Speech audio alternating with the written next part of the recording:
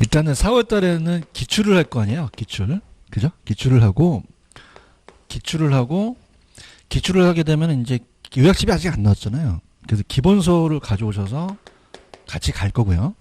그 다음에 5월 달하고 6월 달이 요약이거든요. 요약집을 저도 요약집이 있는데 낼까 하다가 이게 이제 기본서도 두 개면 헷갈리잖아요. 그러니까 그냥 하나로 그냥 가서 그 오전 강의 하시는 분의 요약집으로 갈 거예요. 진도를. 무슨 말씀인지 아시죠? 그죠? 그러면서 이제 요약집 가는데 혹시라도 제가 좀 보충할 게 있으면 좀 프린트로 나눠드리는 걸로 갈 거고요. 그 다음에 이제 아마 7, 8월 달에는 문제집이잖아요. 그죠? 문제집은 이 요약집을 쓰되 제가 이제 제 요약집을 같이 공부를 못했으니 암기 노트 같은 이제 갖고 다니면서 좋은 그런 것들을 이제 프린트를 내드리겠다는 거죠. 무슨 말씀인지 아시겠죠? 그래서 오전 거를 사야 되죠. 예, 오전 거 사야 돼서 오전 그 저녁에 이제 원장님하고 얘기를 했는데 이 전체적인 학원에서 아니면 동영상을 들으신 분들도 요약집이 두 개면 힘들잖아요. 예를 들어서 기본서를 내가 또 냈어요. 그럼 도대체 어떤 걸 봐야 되는 거야? 미치겠는 거예요. 그래서 저도 이제 상의를 해서 그 요약집을 내서 제 거로 강의할까 하다가 그죠? 그 혼돈이 오잖아요. 그죠? 그래서 하니까 예. 예. 예. 예. 예. 예. 예. 예. 예. 음. 네. 아니야. 요약집을 제게 아니라도 그분 걸 가지고 강의를 해. 예. 그러니까 걱정하지 마시고 어차피 요약집은 거기서 거기거든요. 하는데 혹시라도 여기서 조금 부족하다. 오늘 프린트 같은 거 있죠. 소스 이런 거. 나들 내드리면서 보충을 해드리고 그다음에 7, 8월 달에는 요약집으로 하고 문제집으로 가되 좋습니까? 아까 제가 그 제 강의에 대한 거를 이제 강의 노트를 만든 게 있거든요. 그래서 그런 것들을 이제 프린트를 해서 내드리겠다는 거죠. 그러니까 하나 예를 들면은 오늘 프린트를 받으셨잖아요. 그런 식으로 그죠? 문제집에 가니까 저녁반 분은 걱정하지 마시고 충분히 제가 읽는 거 다 쏟아부을 테니까 걱정 마시고 그냥 강의만 들으시면 돼요. 아시겠죠, 그죠? 그러니까 그 요약집을 제게 안 하겠다는 게 아니라 요약집이 두 개가 나오면 혼돈이 오니 그냥 요약집을 하나로 가자 그런 걸로 했으니까 걱정 안 하셔도 됩니다. 무슨 얘기인지 아시겠죠, 그죠? 됐습니다. 그랬고 또 이제 뭐 전도를 하셨는지 또 한 명 또 늘었네요, 이렇게 인원이. 그래서 감사합니다. 그래서 제가 뭐 저녁 강의는 오전에 EBS를 찍고 와요. EBS 명품 강의라고 그걸 찍고 오는데 제가 한 명 더 들었다고 제가 더 월급 받는 건 아니에요. 근데 신이 나잖아요, 그죠? 그래서 좀 더 전도하시기 바랍니다. 그죠? 그래서 좀 교주가 좀 있으니까 좀 많이 마셔서 좀 이렇게 신나게 해서 했으면 좋겠는데 솔직히 저녁까지 듣는 건 되게 어렵거든요. 하여튼 뭐 제가 최선을 다해서 오게끔 제가 노력하겠습니다. 그죠? 항상 히든크에 배고파요. 배는 나왔지만 배고파 더 벌고 싶어. 돈도 벌고 싶지만 좀 강의에 좀 인정을 받고 싶어서 야매를 좀 하고 그러니까 항상 좀 응원해 주시고 자 넘겨볼게요. 넘기시면은 공시지가 기준법입니다. 페이지 가시면 531페이지요. 가시면은 공시지가 기준법입니다. 근데 얘는 이제 공시지가 기준법이 아까 좀 전에 풀었던 계산 문제 있죠. 요 계산이 나오거나 아니면 그 안에 있는 내용이 나올 가능성이 있어요. 그래서 우리가 토지는 거래사례 비교법으로 가요? 공시지가 기준법으로 가요? 그래서 표준지 공시지가를 기준으로 갑니다. 근데 토지는 원래는 거래사례 비교법이었어요. 예전에는요. 예외도 있긴 한데 이따 보여드릴 텐데. 자, 그래서 마지막 시간에 제가 부동산 가격 공시를 할 거지만은 우리가 이 토지가 전국 토지가 다 똑같습니까? 다 다릅니까? 달라요. 3천만 필지가 다르기 때문에 개별 토지가 다 달라요. 달라서 우리가 비교하기가 좀 어렵죠. 그래서 옛날에는 거래사례 비교법인데 신뢰가 안 돼서 표준지 공시가를 기준으로 가랍니다. 그래서 50만 필지를 선정해요. 그래서 표준지를 감정평가사, 지금 감정평가를 배우고 계시죠? 감정평가사가 산정을 해서 그 산정한 가격이 나와줍니다. 10,000원이다. 그러면 그걸 가지고 비교 표준지가 있으면 다른 평가사가 매기는 거예요. 그럼 무슨 공시지가를 기준으로 갑니까? 표준지죠. 이렇게 가서 갑니다.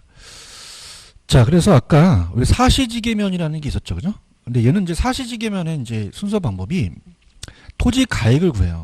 그래서 아까 했던 게 중요한 거는 표준지에 대한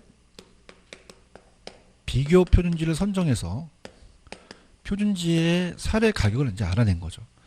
근데 중요한 거는 정상적으로 매기기 때문에 적정 가격을 해요. 가격을 매기기 때문에 아까 왜 사정보종이라는 게 있었죠. 근데 얘는 사정보종이 안 들어갑니다. 들어간다 안 들어간다? 안 들어가요. 왜냐하면 특수한 사정이 개입된 게 아니잖아요. 평가사에 있기 때문에 사정보종이 들어가면 된다 안 된다? 안 되고 시점 수정을 했었죠. 아까 5%는 몇 점 몇을 곱했어요? 1.05 10%는 1.1이다. 이렇게 해서 곱했잖아요. 시점 수정 들어가고 그 다음에 지역요인도 들어가죠. 지역요인 비교도 들어가고 그 다음에 개별요인 비교도 들어가요. 개별요인 비교. 개별요인 비교도 들어가고 자, 얘는 이제 면적은 할 필요가 없습니다. 제곱미터 단가가 나왔기 때문에 그냥 토지 가격을 매기거든요. 그래서 그 밖에 요인 보종이라는 게 나옵니다. 자, 그래서 자, 따라서 비교 표준지 선정. 이게 첫 번째 나오고 그 다음에 시점 수정, 지역 요인, 그 다음에 개별 요인, 그 다음에 그 밖에 요인 보종이라는 순서가 나오거든요. 가볼게요. 의 갑니다. 자, 531페이지 가시면은 의 있어요.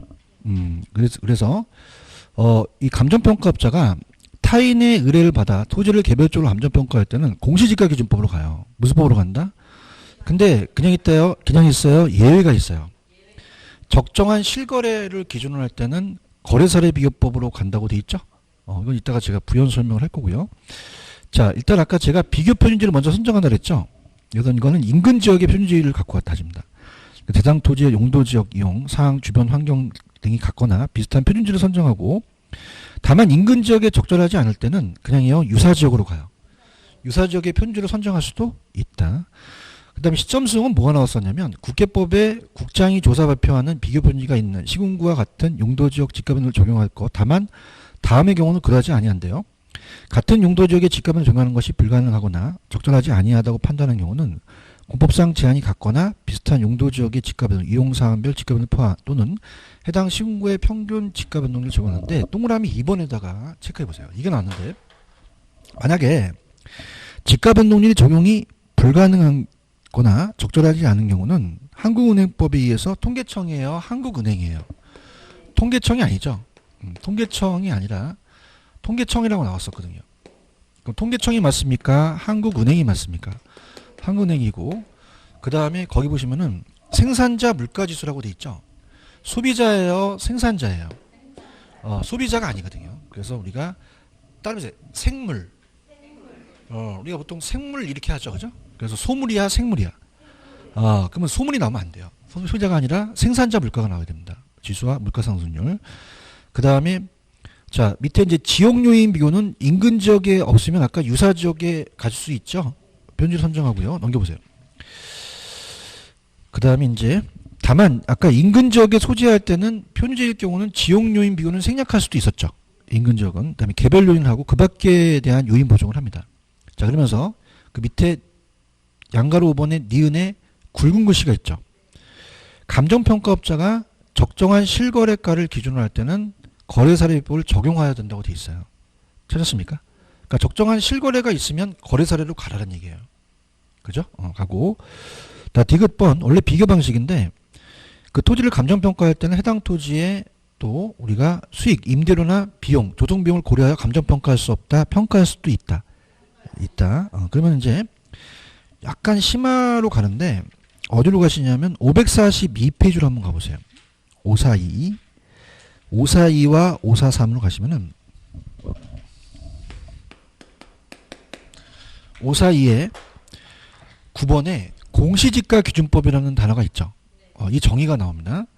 자, 우리가 공시지가 기준법은 자, 감정평가 및 감정평가에 관한 법률에 따라 감정평가의 대상이 된 토지가 가치 형성이 같거나 비슷하여 유사한 이용가치를 지닌다는 인정되는 무슨 공시지가를 기준으로 갖죠? 표준지 공시지가를 기준으로 한다는 단어가 있나요? 자, 그러면 개별 공시지가가 기준이에요? 표준지 공시지가가 기준이에요? 표준지 공시지가를 기준으로 합니다. 비교 표준지 선정하고 아까 제가 사정보종은 들어가요? 안 들어가요? 안 들어가죠. 시점 수정, 지역 요인, 개별 요인, 그 밖에 요인 보종만 들어가죠. 그래서 이제 토지의 가액을 선정한다. 그렇게 보시면 되고 그 다음 오른쪽에 12-2를 보시면 적정한 실거래가라는 단어가 있나요? 요거는 부동산 거래 신고에 관한 법률에 따라 신고된 실제 거래 가격이 자, 그 거래 시점이 자, 도시지역 박스 3년 박스, 그 밖의 지역 박스 5년 박스.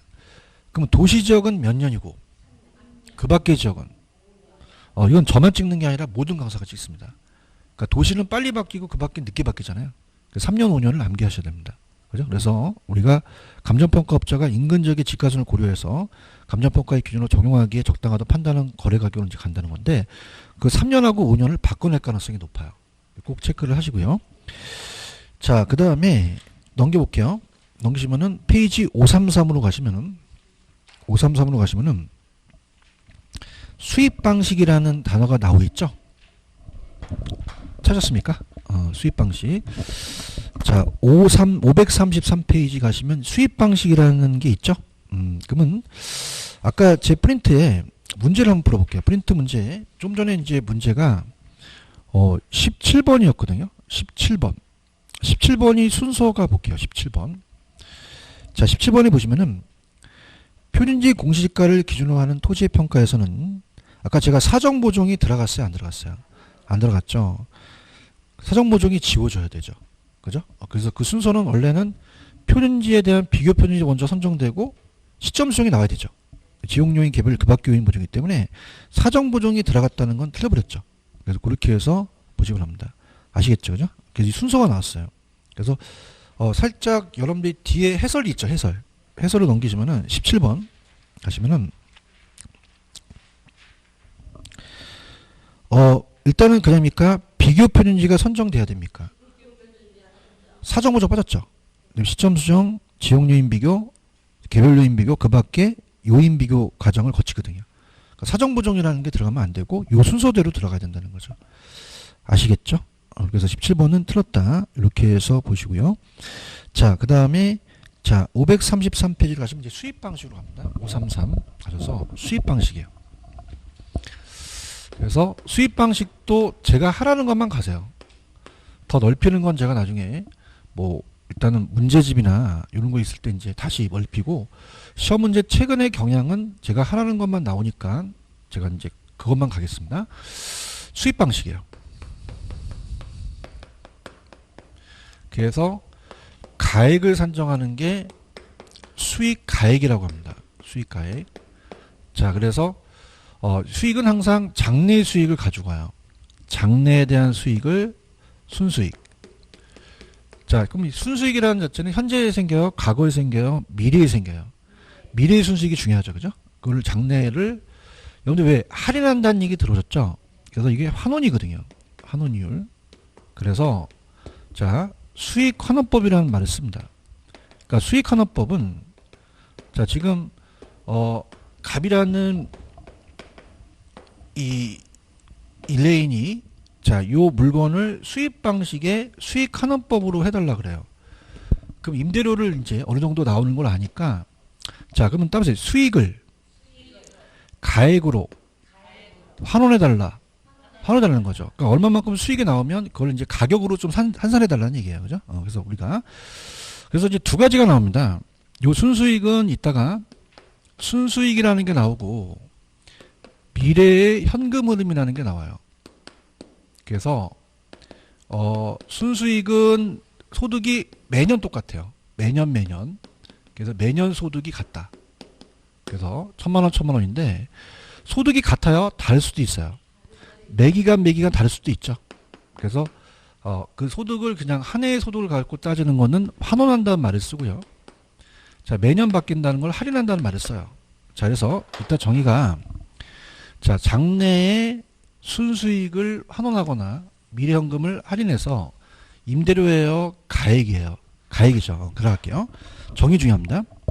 533 수익환원법이란 대상 물건의 과거가 중요해요, 장래가 중요해요? 만약에 이따 문제 풀 때 과거나 현실의 순수익을 하면 안 되죠. 장래의 순수익을 환원합니다. 그래서 그 순수익 동그라미, 미래현금 동그라미. 그래서 순수익은 환원한다는 말을 쓰고 미래현금으로는 할인한다는 말을 쓰죠. 자, 임대료예요. 얘도 가액이에요. 그 시상가액을 수익가격으로 이제 구할 수 있다는 거죠. 자, 그럼 프린터 가시면은 12번이 왜 틀렸는지 한번 지적해 보세요. 저번 주 프린터 12번.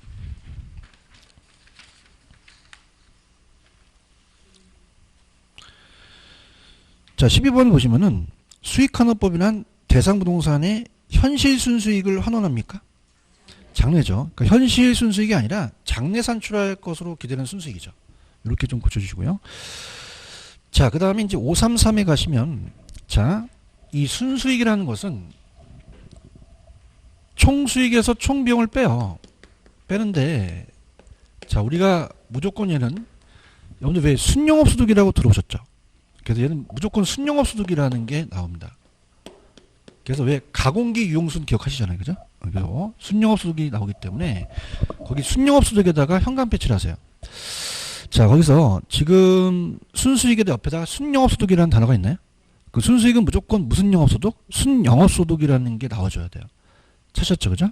그래서 보통 나와 있는 밑에 뭐 순수익은 기준 시점의 일정 기간 동안에 획득할 수익이고요. 1년 단위로 계산하고 순수익의 요건은 뭐 통상 이용 능력과 이용 방법이 되고 계속적 규칙적이고 안전하고 확실하고 합리적 합법적인 참고하시고 밑에 보시면 환원이율이라는 단어가 있죠. 자, 우리가 어떻습니까? 얘와 얘를 바꿀 수 없어요. 바꿀 수도 있어요. 그럼 환원이율은 순수익을 가액으로 나눌 수도 있죠. 그래서 밑에 가시면은 환원이율은 대상부동산의 장래 산출할 기대는 표준적 순수익과 그 부동산의 가격과의 비율로 나타날 수도 있어요. 자, 그러면은 넘겨보세요. 넘기시면은 박스가 하나 있나요? 이게 이제 굉장히 어려운 여러분한테 좀 전달 부분인데 토지는 상각이 됩니까? 상각이 안 됩니까? 건물은요. 그러니까 환원율이 개별 사물이 다를 수밖에 없다는 말이에요. 자, 그래서 우리가 요 환원율은 그래서 이제 저자분이 또 중요한 것만 해놓으셨네요. 그래서 자본 수익률 플러스 자본 회수율이라 그래요. 그래서 자본 수익률을 우리가 곱할 때는 이자율이지만 나눌 때는 또 할인율이라고 하고요. 플러스 그 다음에 자본 회수율이라는 거는 상각률을 고려해요. 자본 회수율은. 그래서 이거는 감가상각률을 얘기합니다. 자, 무슨 얘기냐? 토지는 상각이 돼요? 상각이 안 돼요? 그러면 상각률을 고려할 필요는 없죠. 근데 건물은 그냥입니까? 상각이 됩니까? 그 상각률을 같이 고려해야 된다는 거죠. 그래서 건물은 상각을 고려해야 된다는 얘기예요. 자, 그러면 아직도 느낌이 안 오는데 이 자본 수익률이라는 개념을 알아야 되잖아요. 다음에 자본 수익률. 그러면 천천히 가봅시다. 자본 수익률이라는 건 뭐냐? 자, 내가 1억을 투자해서 자, 여기 투하 자본이 1억이 나갔어요. 내가 투자해서. 그럼 투하 자본의 수익률이 나와줘야 되죠. 그래서 이걸 자본 수익률이라고 합니다. 자본 수익률. 그러면 10%가 나왔습니다. 그럼 1억의 10%는 순수익이 1,000만 원이잖아요. 1,000만 원. 1,000만 원의 순수익이라는 것이 산정이 되죠. 근데 우리가 중요한 거는 평가사는 저 1억의 가격을 매기는 게 중요하죠. 그죠? 그럼 이 가격이라는 1억은 자, 이 1,000만 원을 10%로 나눠도 되죠. 어려워요. 상 곱하기 2는 6이죠. 이게 안 하려고 그랬어요, 제가. 그럼 6이 올라가죠. 대답 좀 해보세요. 그럼 2가 내려가잖아요. 얘가 3이 되는 거예요. 나 힘들어 죽겠다. 아시겠습니까? 그러니까 가격을 구할 때는 이 1,000만 원을 10%로 나눠버리죠. 그럼 따보세요. 할인율. 그러니까 곱할 때는 수익률이고 나눌 때는 할인율의 개념을 쓴다는 얘기죠. 이해하셨습니까? 그러면 우리가 왜 쟤랑 다르겠냐면 들어볼게요. 토지는 상각이 돼요? 안 돼요? 건물은요? 그 환원율이 개별 환원이 각각 다를 수밖에 없다는 얘기입니다. 그래서 토지하고 예금하고 건물을 봤을 때 일단 1억씩 다 투하는 되잖아요. 수익률 나오겠죠. 자본 수익률. 자본 수익률이 10% 다 나와요. 근데 중요한 거는 예금과 토지는 안전하게 1억을 나중에 줘요. 근데 건물은 상각이 돼요. 날라가요. 그래서 2%만큼 날라가서 200만 원이 사라집니다. 그럼 1억을 가다가요, 9,800만 원을 가다가요. 마음이 안 아파, 아파. 저도 아파요. 큰일 났네, 건물은. 그쵸? 웃어. 어쩔 수 없잖아. 마음이 아프지? 이쁘도 날랐잖아. 그치? 그럼 2% 그냥이야, 더 달라 그래야 돼. 더 해달라는 거죠. 회수를 해달라는 얘기예요. 아시겠습니까? 그래서 그냥요, 2%를 더 달라고 해요. 그러면 자본을 회수해달라는 거죠.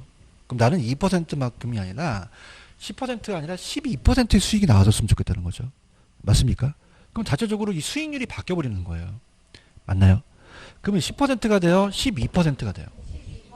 그리고 1,000만 원을 원하겠어요? 1,200만 원을 원하겠어요? 그래서 2%라는 회수율을 더 고려한다는 얘기죠. 분이 상당히 안 좋다는 거죠. 다시요.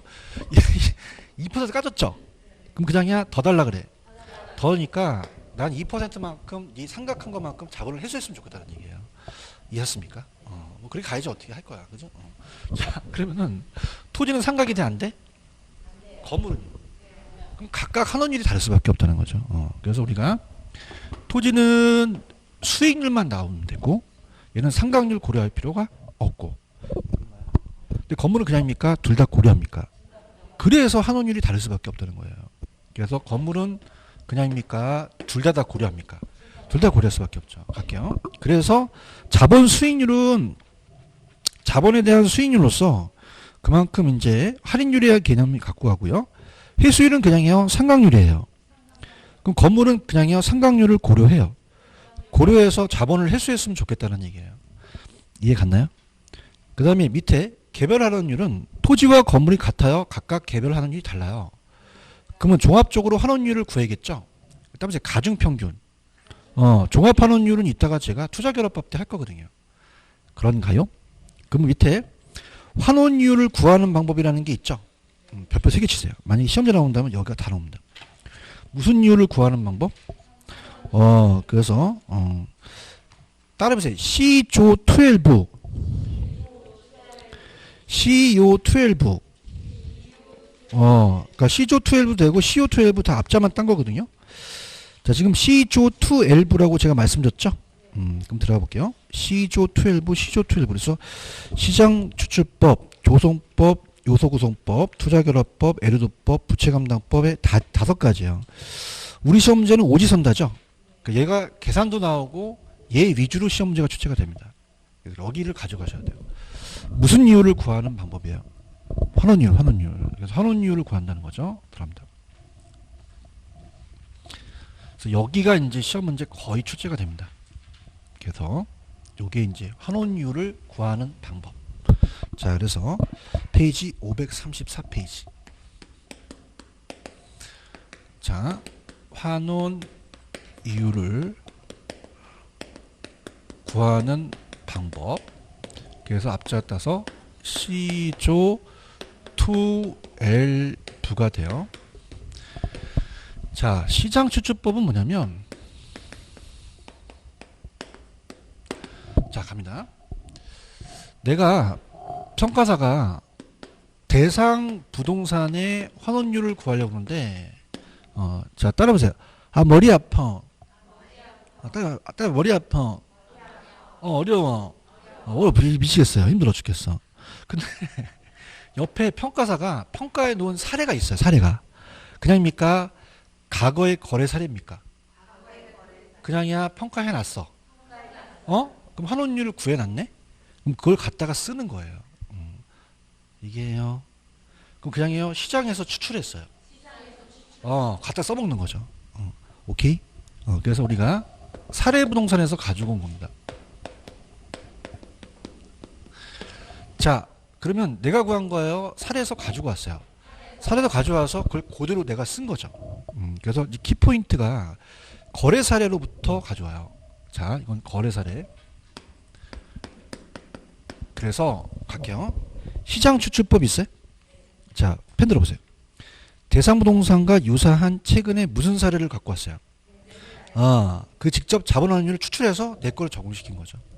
그런가요? 자, 무슨 말이냐? 여러분 보세요. 자, 수익은 똑같아요. 수익은 다를 수 있어요. 환원율은 같을 수도 있잖아요. 그럼 얘가 10%면 이걸 가지고 와서 써먹겠다는 거죠. 그대로 써먹는 거예요. 아시겠습니까? 그 다음에 조성법이라는 게 있어요. 조성법은 요소 구성법이에요. 그래서 그 식이 있습니다. 환원율은 순수율에다가 플러스 마이너스 위험률인데, 순수율에다가 플러스 마이너스 위험률. 자, 이 순수율은 은행이자예요. 은행이자는 위험해요, 안 위험해요? 부동산은요, 위험하죠. 그래서 대상부동산의 위험을 여러 가지, 구성 요소, 요소 구성. 자, 구성 요소라는 거는 위험 요소들이 여러 가지가 있다는 얘기죠. 그래서 구성 요소를 거꾸로 하면 요소 구성법이라고도 해요. 그래서 분해해서 개별적인 위험에 따라서 위험 활동률을 직접적으로 구했죠. 그래서 더해갑니다. 그래서 밑에 가시면은 어떻게 돼요?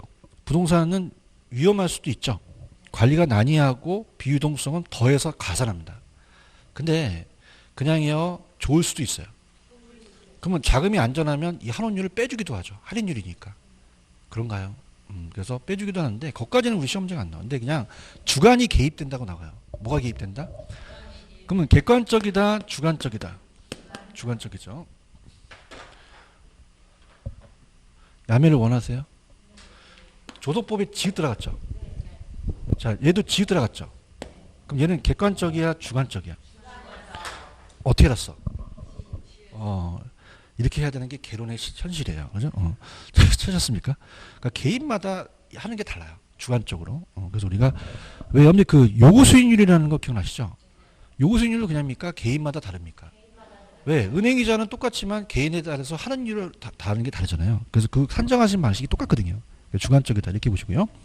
투자 결합법이라는 게 있어요. 투자 결합법은, 자, 물리적은 토지는 상각이 돼요, 상각이 안 돼요? 건물은요? 그럼 환원율이 같겠어요, 다르겠어요? 다릅니다. 그래서 얘는 항상 환원율이 같다고 하셔야 돼요, 다르다고 하셔야 돼요? 분리가 가능하다고 하셔야 됩니다. 이해하셨습니까? 그럼 그냥이야, 글씨가 달라. 그 달라. 그죠? 왜 다르냐 안 물어봐. 그만이 시험 문제. 잘 들어봐. 왜 그러냐는 물어봐, 안 물어봐? 안 물어봐. 그냥 토지와 건물이 같다 그러면 똑같다 그러면 돼, 안 돼? 왜 달라? 그 합격해. 그러면 합격해.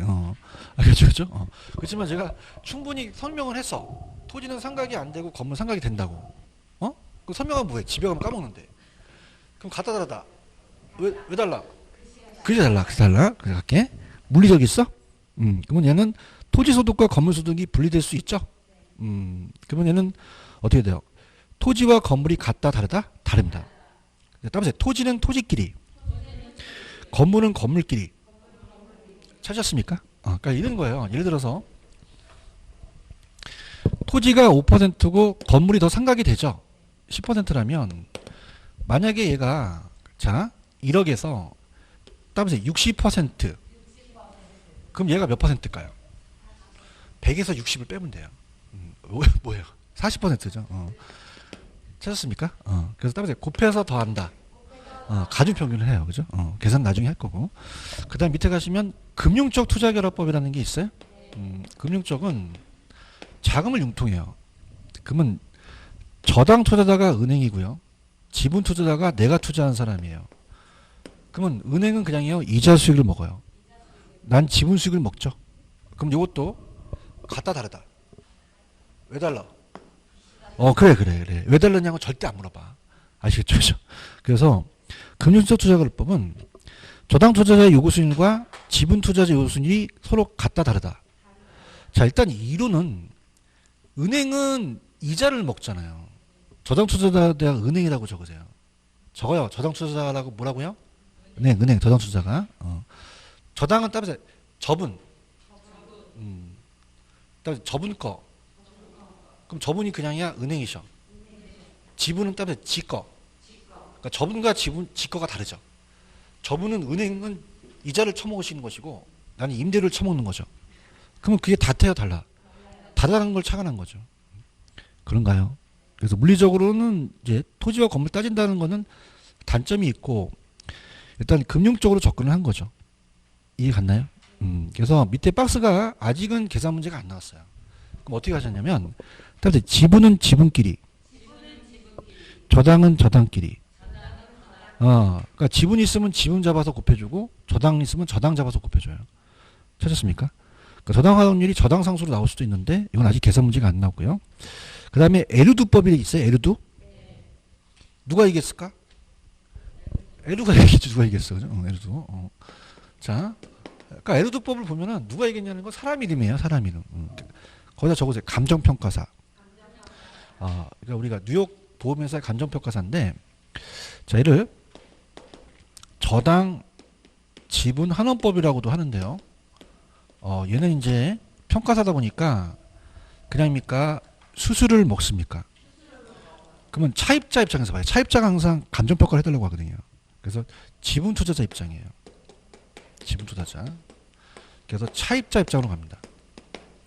자, 얘는 근데 굉장히 큰 업적을 세웠는데 1959년 완전히 평가의 전가후를 완전히 바꿔냈어요. 자, 우리나라도 1992년에 완전히 가요계를 바꾼 애가 서태지와 이거 안 나오고 자, 획기적으로 완전히 평가를 완전히 바꿔냈어요. 무슨 얘기냐 들어보세요. 옛날에는 소득이 한 해 소득이 계속 똑같아요. 그죠? 그럼 소득이 똑같습니까? 매년 다를 수도 있습니까? 그죠? 다르다는 거죠. 매기간 다를 것이다. 얘기해봐. 매년 2천만 원 나와 다르게 될 수도 있어. 다음엔 5천 나올 수도 있잖아. 그러면 얘가 좀 발전시킨 거죠. 발전시켰고 그 다음에 얘네들은 가치가 변하는 걸 전혀 고려 안 했어요. 고려 안 했어. 근데 얘는 가치가 그냥입니까? 상승할 수도 있습니까? 하락할 수도 있죠. 그죠? 가치 상승. 가치 상승 하락을 고려한 거죠. 하락을 고려했고 그 다음에 얘네들은 저당을 전혀 생각 못합니다. 저당과 지분의 변화를 고려하지 않았어요. 근데 항상 우리가 지렛대 효과를 얻으려면 돈을 빌리는 게 낫죠. 얘는 저당과 지분을 고려합니다. 저당이 8천만 원이고 지분이 만약에 2천만 원이라면 나중에 2천만 원을 상환해요. 원금을 상환한다는 건 없어진 건 아니죠. 그 원금 상환분이 나중에 지분으로 형성돼요. 그래서 지분 형성분. 그럼 얼마나 중요하신 분이길래 지분 형성 놈이야 분이야? 분을 쓰겠죠. 그러면 저당이 그냥이야 지분으로 환생하셨어. 그 저당 지분환원법 야매고 저당 소득과 지분 소득을 환원해서 구한다는 얘기예요. 아시겠습니까? 그러면 저당 지분을 고려 안 하는 게 나아요? 고려하는 게 나아요? 하는 게 낫죠. 자 보세요. 얘가 항상 발전시킨 건데 자 예를 들어서 지금 5억짜리인데 갑돌이가 3억이 있는데 이런 집에 가훈이 돈을 빌리지 말자가 가훈이야. 그럼 빌려 안 빌려? 무식한 놈이야. 그럼 얘가 그냥이야 지금 2억이 필요해. 안 빌려. 그죠? 그래서 허리를 졸라매서 안 빌려. 그래서 2년 동안 2억을 모은 거지. 모았는데 5억이야 7억이야. 자 지금 이게 지금 상황이에요. 그럼 세종시 가격 안 올라갑니까? 올라가죠. 얘기해봐요. 안 올라가. 올라가죠. 그죠? 그럼 그냥요 타인 돈을 빌리는 게 나아요. 그렇죠. 가치 상승 가니까. 이해했습니까? 그러면 돈을 빌렸어 안 빌렸어? 안 빌렸죠. 그럼 그냥이야 또 2억이 모자라. 그냥이야 또 허리띠를 졸라매는 거야. 옛날에 맨날 졸라매했어. 근데 얘는 그냥이야 가치 변화를 고려한 거야. 돈을 빌려라. 빌리면 그냥이야 가치가 올라가. 그 은행에다 갚아버리면 그만큼 내가 지분으로 형성하지 않니? 무슨 말씀 아시겠어요? 그럼 감정평가도 그냥이야 가치 상승을 고려해야 돼. 고려하고 감정평가를 하자는 얘기죠. 타인 돈을 빌려서. 아시겠습니까? 그러니까 에르두가 더 발전된 애들이야. 얘네들보다. 무슨 말씀인지 아시죠? 그죠? 그래서 근데 중요한 거는 얘는 하나의 단점이 여러분들 왜 세전 현금 수지라는 단어 들어보셨죠? 자, 부채 서비스액을 빼요. 그러면 그냥이야 빚을 뺐어. 그러면 저당은 고려했죠. 근데 세금은 아직 뺐어 안 뺐어? 안 뺐어. 영업소득세는 안 뺐거든요. 그죠? 그럼 세금을 고려했다 안 했다? 안 했어요. 그럼 이때 세금은 재산세야 짭세야, 소득세야. 소득세를 고려하지 않아요. 재산세를 고려하는 게 아니죠. 소득세. 소득 뺐어, 안 뺐어? 그러면 세금을 고려하지 않았다는 게 단점이 될 수 있다는 거죠. 이해 갔나요? 갈게요. 펜 들어보세요. 에르도 있어요? 에르도는 이제 금융 투자를 발전시켜서 누구 투자자 입장에서 썼죠? 지분 투자자 입장에서 썼어요. 박스 치시기 바랍니다. 무슨 투자자? 지분 투자자. 그 부동산 보유이익까지 반영해서 보유기간 동안에 예상되는 현금 수입, 가치 상승 하락 고려했죠. 자, 아까 저당이 지분으로 환생하신 그 중요하신 분을 누구 영접해야 돼? 지분 형성분을 우리가 영접해야 되죠. 찾았습니까? 그다음 넘기시면은 자, 그렇지만 얘는 그냥입니까? 아까 세전으로 갔습니까? 소득세가 부동산 가치에 미치는 영향을 반영하지 못했다는 거죠. 찾았습니까? 그래서 거기 보시면 부채 감당법이라는 단어가 있나요? 그래서 이제 은행 직원이 만들었어요. 부채 감당법을. 그래서 이거는 은행 입장이야. 누구 입장이다? 평가사 입장이 아니죠. 그래서 거기 저당 투자자 입장이라는 단어가 있나요? 자, 얘는 누구 투자자 입장? 은행, 저당 투자자 입장입니다. 자, 그래서 자 할게요. 저 보세요. 에르두는 누구 투자자 입장이었어요? 얘는 이제 차입자의 의뢰인 입장이었거든요. 그런가요?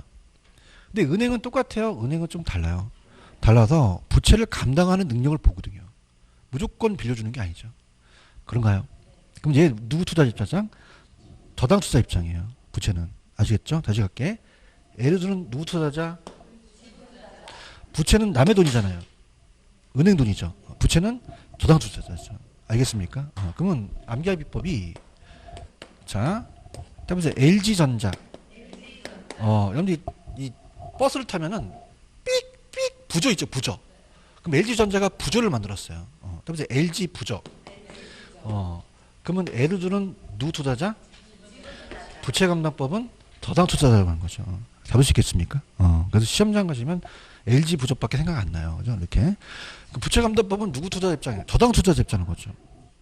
누구 투자? 저당. 은행 입장으로 보는 거예요. 그 부채 감당법을 기점으로 가는 거죠. 자, 그래서 밑에 여러분들이 그 식 있죠, 식. 자본환율 식 있어요? 요게 시험 문제 나옵니다. 그래서 환원율이라는 게 나와요. 그래서 제가 따라서 저부대로 암기하세요. 무슨 부대? 저부대. 자, 부채를 못 갚아요. 그럼 저기 익숙한 데로 데려가서 돈 받아야 되죠. 그 부대가 어느 부대예요? 저부대예요. 저부대. 어느 부대? 저부대. 저가 무슨 상수다? 저당 상수예요. 상수고 부채 감당법이니까 부채 감당률이라는 거 배우셨죠? 네, 배웠다고 해. 부채 감당 배웠어. 투자는 때. 부채 감당률 찾으셨어요? 그 다음에 대부 비율로 곱하는 거죠. 그래서 이렇게 가는 거예요. 그래서 부채 감당률은 따르세요. 순투부. 순소득을 부채 서비스로 나눴죠? 그래서 부채 감당률로 해서 갑니다. 그래서 따르세요. 저부대. 저가 뭐예요? 저부. 부채 감당률. 대가 대부 비율이 되는 거죠. 이해 갔나요? 그렇게 해서 여러분들이 한정하시면 됩니다. 이해 가셨죠? 그러면은 지금 도대체 이게 뭐예요? 그러는데 자 할게요. 자, 따르세요. 저부대.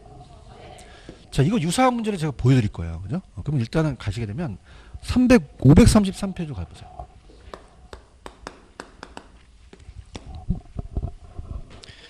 (12번) 있죠? 553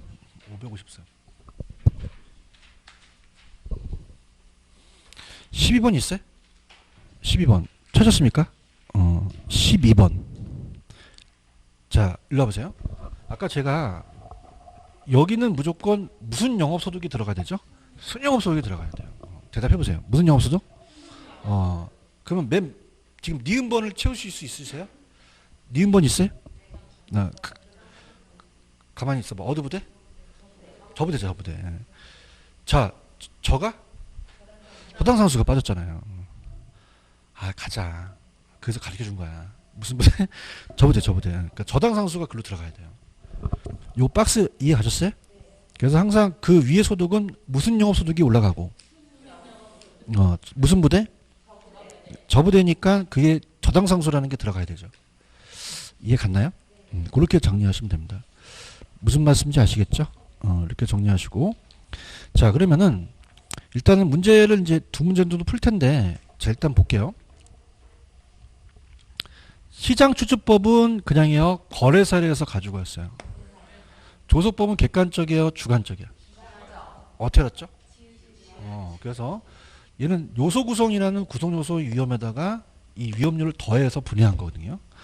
투자결합법은 토지는 상각이 돼야 안 돼. 건물은요. 근데 왜 얘네들이 다르냐는 안 물어봐요. 왜 다르냐는 거 물어본다 안 물어본다? 그냥 동일하다만 나와요. 그럼 야매로 동일해요? 왜요? 감사합니다. 얘도 마찬가지죠. 얘도 같아야 달라. 그럼 얘는 다르고 분리가 가능하다는 게 나와야 돼요. 아시겠습니까? 그 다음에 이제, 자, 아까 LG전자 아시죠? 그럼 예를 들면 누구 투자자? 지분 투자자로 LG전자로 가시는 거고. 부조를 만들었죠. 다음에 부조.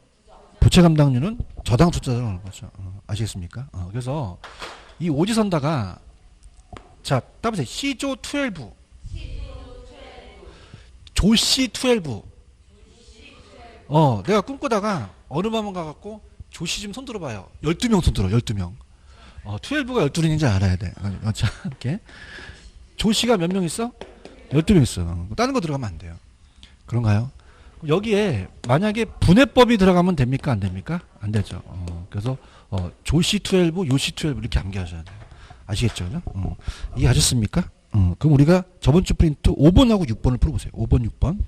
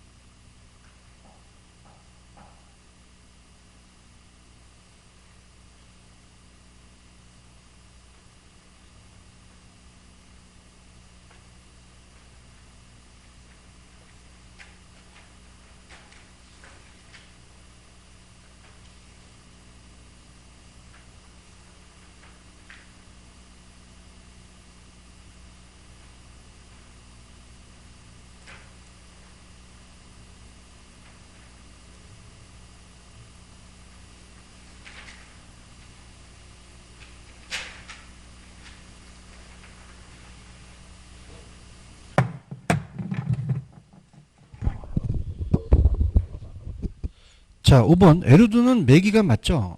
가치상승 하락 맞고, 지분 형성은 맞죠? 아까 LG전자를 했잖아요. 그럼 저당 대출자가 아니라 지분 투자자 입장이고요. 자, 금융 쪽은 저당 투자자 요구수익률과 지분 투자자 요구수익 글씨가 다르죠? 동일하다, 다르다. 자, 이론은요, 저당 투자가 은행이에요.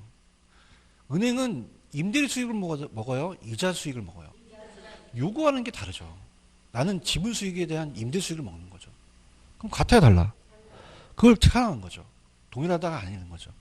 아시겠습니까? 무슨 말씀인지 아시겠어요? 그래서 그렇게 해서 동일하다, 다르다? 다르다. 근데 왜 다르냐는 안 물어봐요. 그럼 왜 달라? 감사합니다. 그래서 맞추세요. 동일하고 분리 가능하다. 이해하셨죠? 그죠? 그 정도 이제 수준은 나오고, 그 다음에 넘겨보세요. 넘기시면은 페이지 536으로 가시면 536으로 가시면은 환원 방법이라는 게 있나요?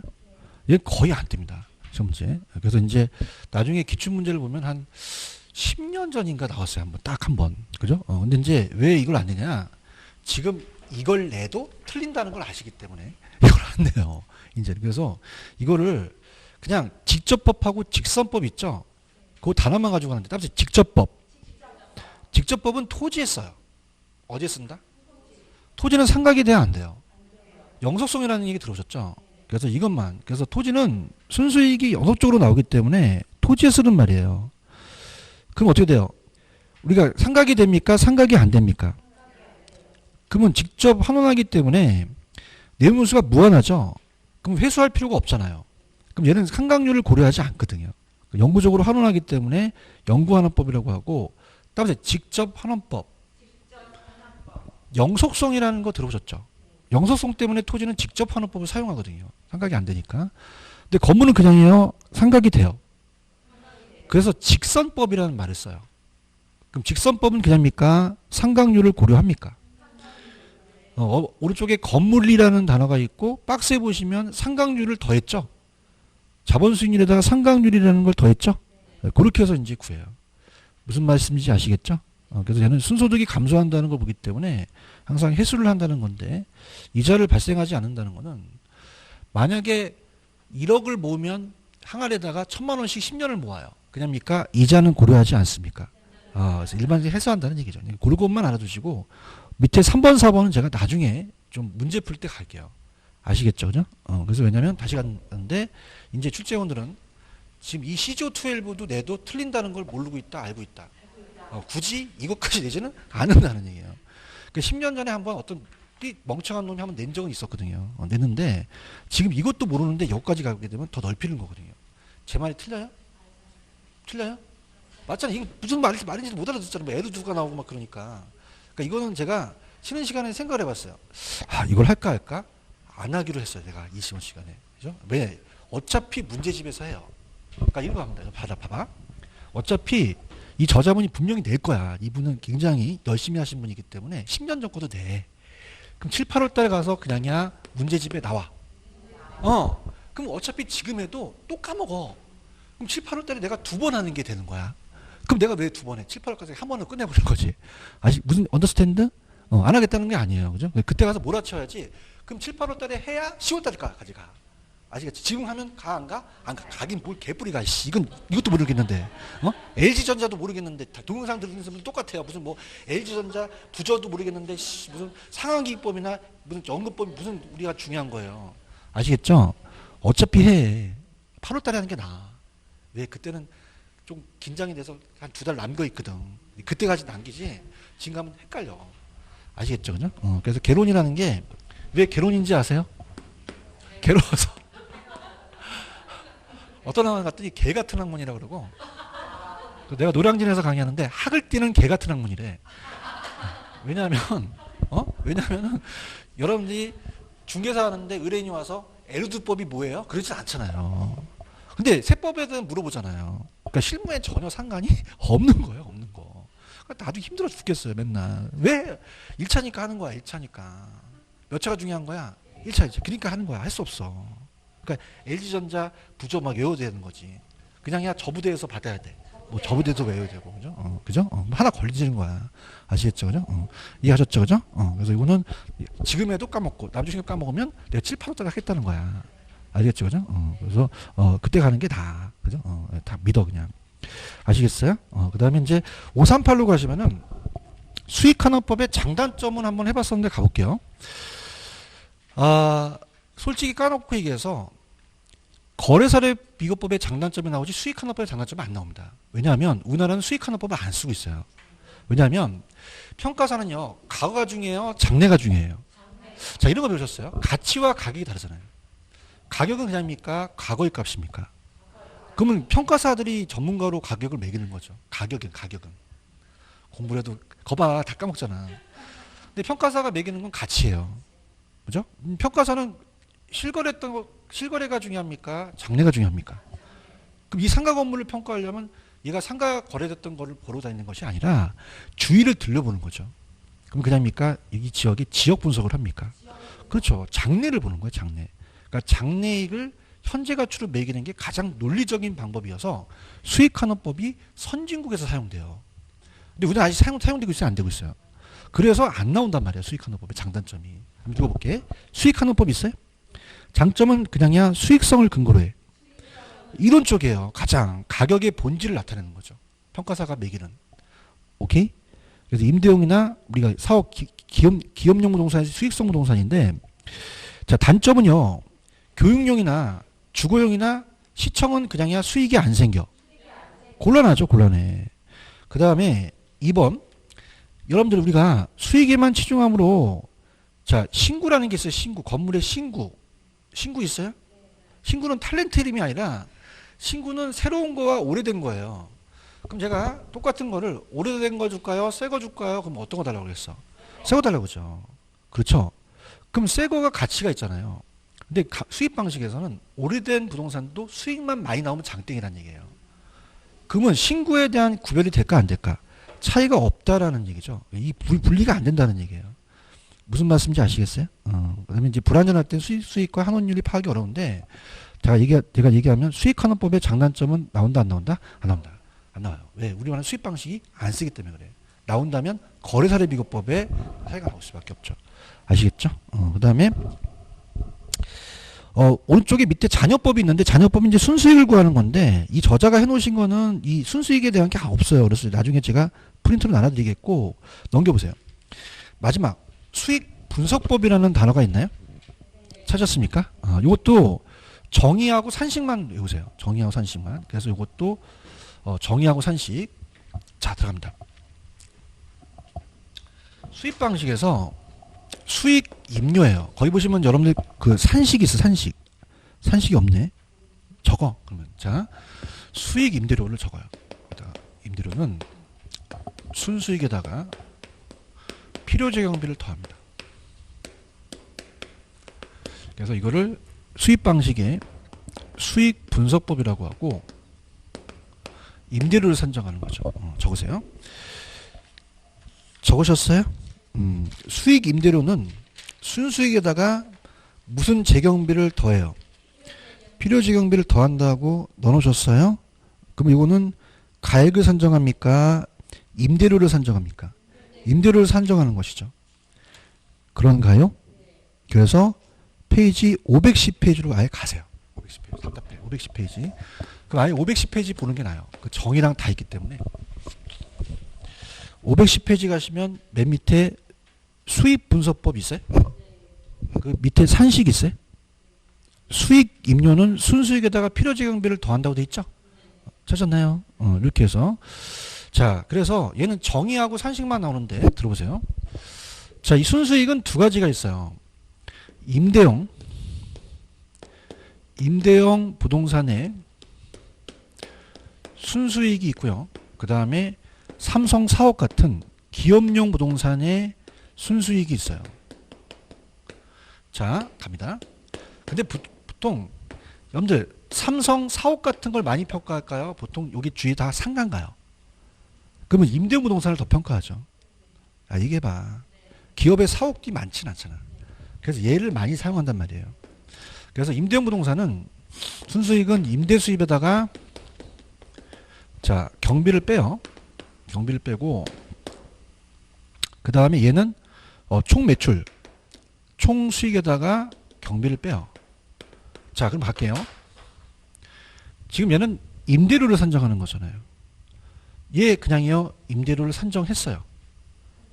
근데 또 산정하게 되잖아요. 그러면 순환 논리에 빠지니까 기업용만 됩니다. 무슨 용만 된다? 기업용. 기업용 그냥이야 매출액이야. 매출액은 임대료가 아니잖아요. 그죠? 근데 여쭤볼게요. 삼성의 매출액이 적을까요? 굉장히 많을까요? 그럼 이건 안 써요. 이건 그냥 이론상으로 가는 거죠. 이해 갔나요? 그럼 이건 임대용이다, 기업용이다. 그래서 이따가 일반 기업경이라고 나와요. 자, 그러면 얘네들이 그냥입니까? 총 수익이 있습니까? 그걸 그냥요 분석을 해야 돼요. 그러면 수익 환원이에요? 수익 분석이에요? 거기 동그라미 2번 있죠? 들어갑니다. 수익 분석법은 그냥입니까? 일반 기업경입니까? 그러면 기업용 부동산만 사용한단 말이에요. 그러면 자, 삼성이 경영하다 보면 총 수익의 매출액이 있죠. 그걸 그냥 했어요? 분석했어요. 자, 그럼 제가 여러분 눈높이로 갈게. 위에는 수익 환원법이라고 돼 있지. 위에 밑에는 수익 분석법이라고 돼 있잖아. 그럼 시험 문제 수익을 환원한다 나오면 못 찍고 수익 환원법 찍고 수익을 분석한다 나오면 수익 분석법 찍으셔야 돼요. 아시겠죠, 그죠? 그래서 총수익 분석해서 대상 물건 일정 기간에 산출할 것을 기재는 순수익에 계속되는 필요한 경비를 그냥요 더했어요. 더해서 임대료를 산정했죠. 찾았습니까? 그래서 얘는 시험 문제에 밑에 산식하고 그 동그라미 2번에 대한 게 나오는데 그 2번도 자 따라서 임대료 가액이에요, 임대료예요. 그 수익 분석과 수익 환원법을 바꿔낼 가능성이 있습니다. 그 다음에 그 산식에 그 수익임료나 그걸 가로쳐서 나올 수도 있어요. 그거 외에는 얘는 안 나옵니다. 아시겠죠? 그렇게 가져가시면 돼요. 무슨 말씀인지 아시겠나요? 이렇게 가져가시고 그 다음에 이제 쉬는 시간에 예습하실 분 없지만은 오늘 프린트 다 받으셨어요? 받으셔서 넘겨봅니다. 페이지 가셔서 563 다음 시간이 중요한 시간입니다. 563 가시게 되면 부동산 가격 공시제도 있죠. 563